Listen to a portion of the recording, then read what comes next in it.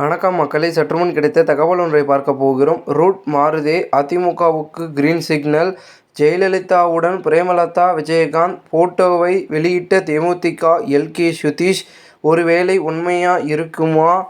திடீர் தகவல். இந்த ஒரு தகவலை பற்றி தான் நாம் பார்க்க போகிறோம். தகவலை பார்ப்பதற்கு முன்னதாக நீங்கள் நம்மளுடைய சேனலுக்கு புதிய பார்வையாளர்களாக இருந்தீர்கள் என்றால் மறக்காமல் நம்மளுடைய சேனலை சப்ஸ்கிரைப் செய்து வைத்துக் கொள்ளுங்கள் மக்களே. தமிழகத்தில் 2026ஆம் ஆண்டு தேர்தலை முன்னிட்டு அரசியல் கட்சிகள் தற்பொழுதே தயாராகி வரும் நிலையில் கூட்டணி தொடர்பான பேச்சு வார்த்தைகளும் பரபரப்பாக நடைபெறுகிறது.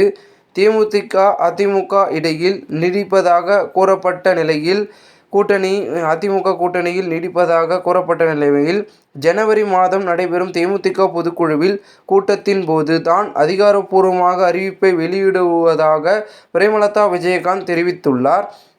அதாவது ராஜ்யசபா சீட் விவகாரத்தில் அதிமுக மீது தேமுதிக அதிருப்தியில் இருப்பதாக கூறப்படும் நிலையில் எடப்பாடி பழனிசாமி தொடர்ந்து அதிமுக கூட்டணியில் தேமுதிக நீடிப்பதாக கூறினார். அதே நேரத்தில் சமீப காலமாக திமுகவுடன் தேமுதிக நெருக்கம் காட்டி வருவதால் கூட்டணி மாற வாய்ப்பிருப்பதாகவும் பேசப்பட்டது. இருப்பினும் அதிகாரப்பூர்வ அறிவிப்பு ஜனவரி மாதம் வெளிவரும்.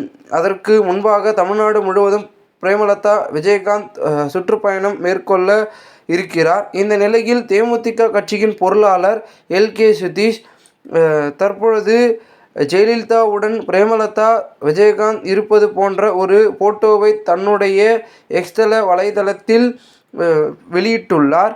இந்த போட்டோ தமிழக அரசியல் வட்டாரத்தில் பல்வேறு வியூகங்களை வகுத்துள்ளது.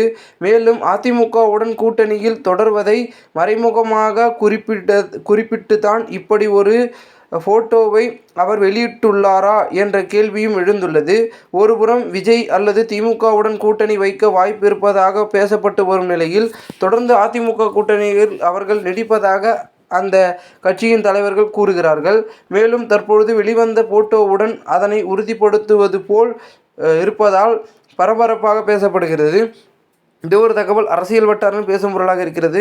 இந்த ஒரு தகவலை குறித்த பொதுமக்கள் உங்களுடைய கருத்துக்களை கூறுங்கள். இதுபோன்று நீங்கள் அரசியல் சார்ந்த நிகழ்வுகளாம் தினசரி தெரிந்து கொள்ள சேனலை சப்ஸ்கிரைப் செய்து வைத்துக் கொள்ளுங்கள். நன்றி, வணக்கம்.